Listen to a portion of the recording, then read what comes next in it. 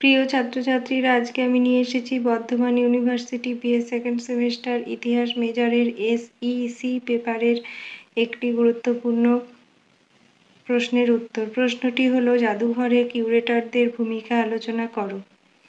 একজন কিউরেটর হলেন এমন একজন ব্যক্তি যিনি জাদুঘরের সংগ্রহগুলি পরিচালনা এবং সংগঠিত করার জন্য দায়ী, যার মধ্যে রয়েছে অধিগ্রহণ, সংরক্ষণ, গবেষণা এবং বস্তুর ব্যাখ্যা। তারা প্রদর্শনী এবং ডিসপ্লে ডিজাইন করার ক্ষেত্রে গুরুত্বপূর্ণ ভূমিকা পালন করে। একজন কিউরেটর একজন ব্যবস্থাপক বা অধ্যক্ষ।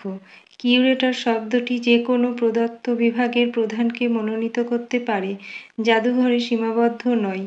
কিউরেটর ভূমিকার মধ্যে রয়েছে community curator, Literary curator, digital curator এবং বায়ো কিউরেটর।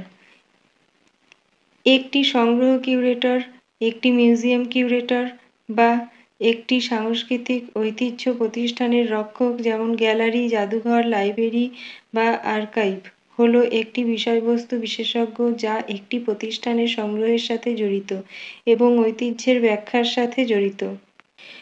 খুব ছোট স্বেচ্ছাসেবক ভিত্তিক জাদুঘরগুলিতে, যেমন স্থানীয় ঐতিহাসিক সমাজগুলির, একজন কিউরেটর হতে পারে একমাত্র বেতনভুক্ত কর্মী সদস্য।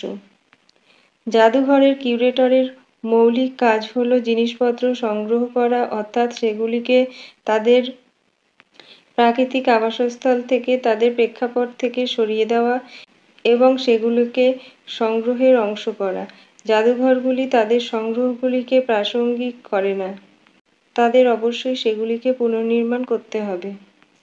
কিউরেটররা তাদের বিষয়ে উচ্চ একাডেমিক ডিগ্রি ধারণ করে, সাধারণত দর্শনের ডক্টর বা ইতিহাস, শিল্পকলা, শিল্পের ইতিহাস, প্রত্নতত্ত্ব, নৃতত্ত্বর মতো বিষয়ে স্নাতকোত্তর ডিগ্রি। জাদুঘরের কিউরেটররা জাদুঘরের নিদর্শন, অধিগ্রহণ, সংরক্ষণ এবং প্রদর্শন পরিচালনা করে জাদুঘরের সংগ্রহের তত্ত্বাবধান করেন। তারা শিক্ষামূলক গবেষণা বা প্রতিষ্ঠানের জনসেবা কার্যক্রম পরিচালনা করতে পারেন।